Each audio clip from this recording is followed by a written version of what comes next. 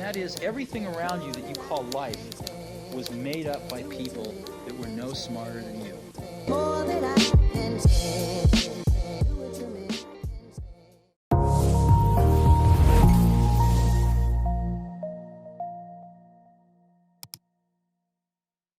Be open to experience, be willing to try new things, don't have a rigid plan, accept random acts of hospitality without judgment or fear. Don't be afraid to wander, don't be afraid to eat a bad meal. You know, if you don't risk the bad meal, you'll never get the magical one. But I think most important, you know, be humble, be grateful. Be aware of the fact that you are probably the stupidest person in the room, as far as you are the least prepared, least equipped person to know who's really in charge and what's really going on. I think I maybe before I started traveling, I thought that the human race as a whole were, you know, could and would turn on itself at any moment, you know, venal, petty, cruel, arbitrary. And it's true that all of those things exist in this world, but I meet mostly pretty nice people doing the best they can, often under very, very difficult conditions.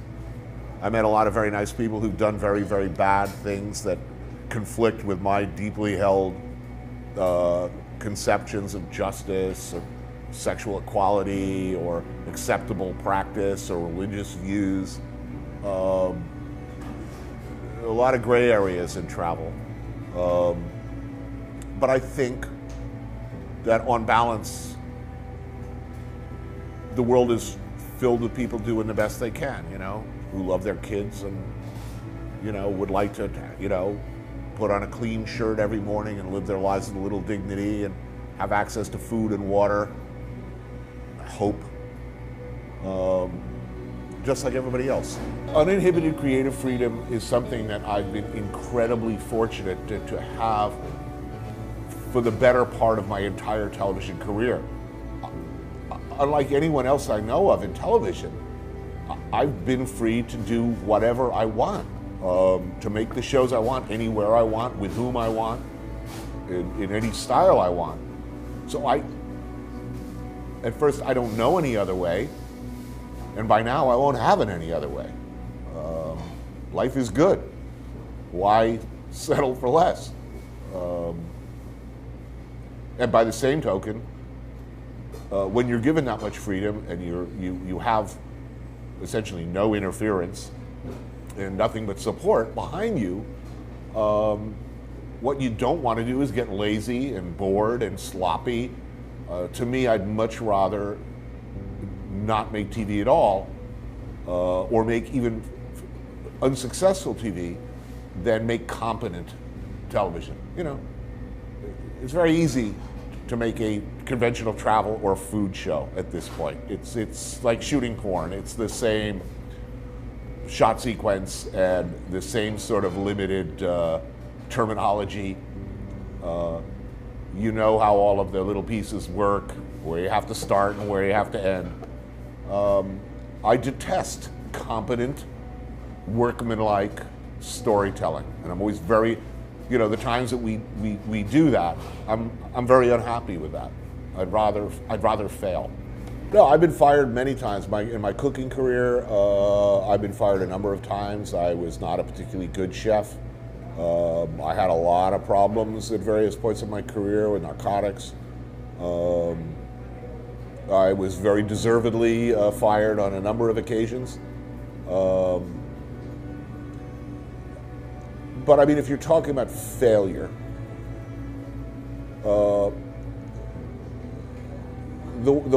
you know, I accepted failure as a chef because I was at various times a bad chef and even a bad person.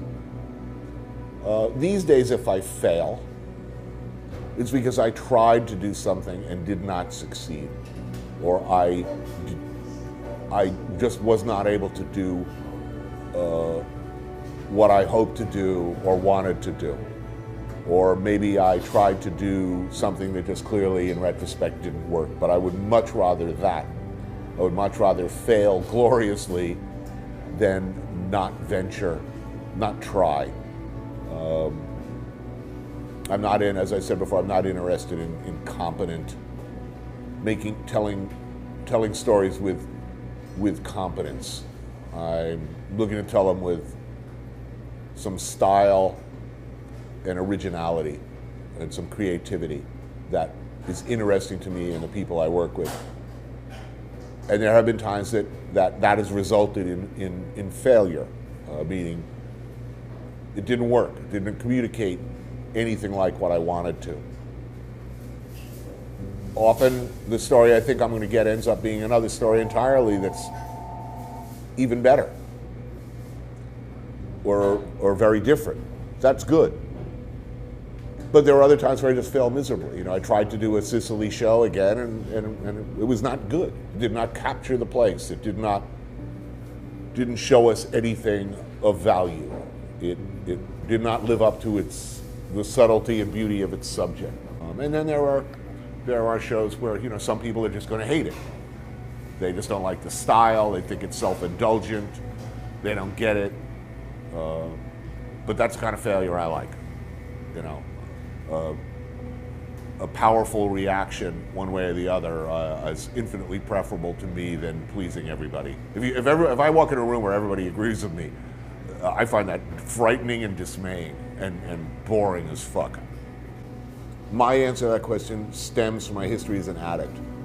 A lot of other addicts looked in the mirror every day and did not see somebody worth saving.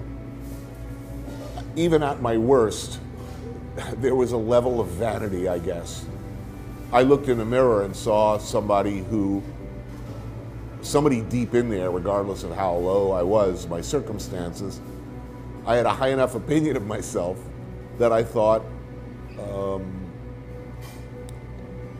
it's worth going forward. I think a lot of people in a similar situation, for whatever reason, look in the mirror and see somebody bad, unworthy of good things, and allow themselves or excuse a downward spiral because they don't really believe in their basic worth. I did, you know, so that's vanity. I think it's the same drive that allows me to tell stories in books and on TV. Because let's face it, anybody who writes a book or goes on TV with the notion that they have a story worth telling that people might want to listen to, you're really already, by definition now, a sort of an aberrant personality and a monster of self-regard. This is a very unreasonable attitude. I have a story that you will want to listen to for 10 minutes.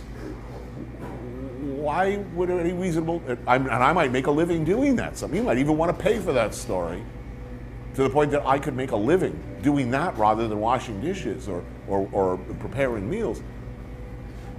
That's not normal. That takes something, and I don't know whether that's, you know, that's often very much at odds with you know, being a functioning, well-rounded, good person in the conventional sense. That kind of vanity, narcissism, self-regard, self-importance, and cheerful willingness to examine and share your feelings. You know, I think Fran Lebowitz said at one point, you know, if you're sharing your feelings, you know, that's not sharing, that's leaking. When that book came out, it was immediately a bestseller, and it changed my life overnight.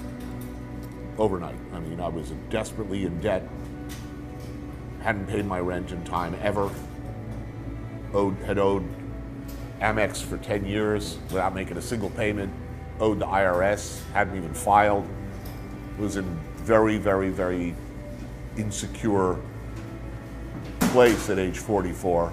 Suddenly, people were offering me things and offering me opportunities. And I think if I didn't, I was old enough and I fucked up enough already that I just said, you know, I realized this is a lucky break, was unlikely to get another. So I made very careful choices in that environment, was very determined to not fuck up. I didn't go for easy money. I didn't grab the first thing. I did not give Food Network the show they wanted.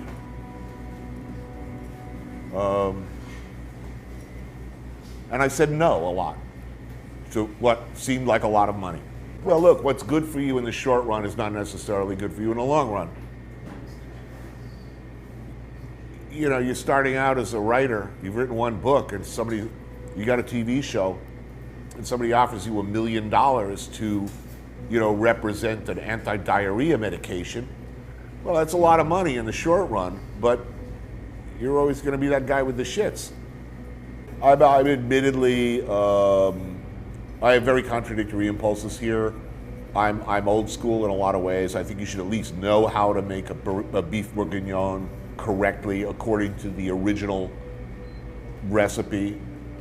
To the degree that anything can be authentic, you should know how to, you know, some dishes, to me, like a cacio e pepe or you know, traditional Italian pastas, I get really pissy if people riff on them. You know, you put chicken in a carbonara, you lost me. It's unforgivable sin against God.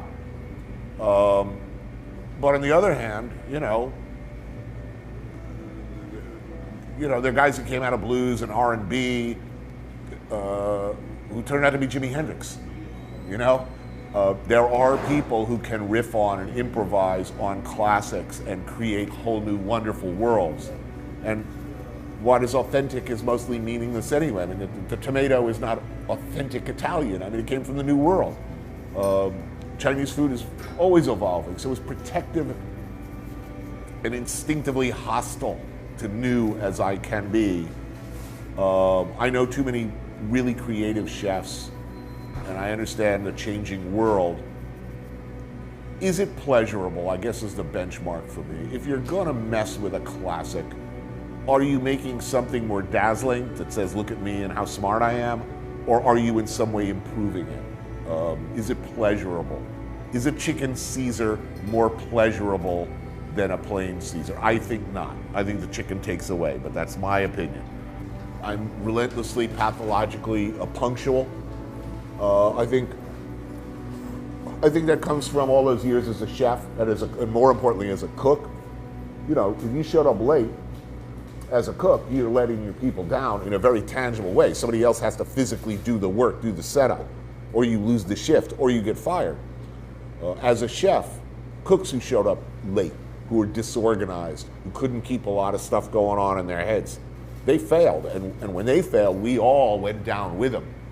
So I am a relentlessly, you know, possibly even unhealthily, you know, anal retentive, you know, obsessive compulsive, you know, clean up after when I'm cooking, I'm cleaning up after myself constantly. I keep things organized. I write lists. I keep my schedule up to date. I am never late. And as part of that, if I say to you, I'm going to meet you tomorrow at, you know, 12 minutes after 5 to see John Wick 7, I will be there at, you know, 5:02, hanging out across the street, discreetly observing to see what time you show up. And I'll be making some very important decisions based on your arrival time. It's a curse and a blessing. But I think everything important I ever learned, I learned as a dishwasher and as a cook. You show up on time, you organize, you stay organized, you clean up after yourself, you think about the people you work with, you respect the people you work with, and like I say, you do the best you can.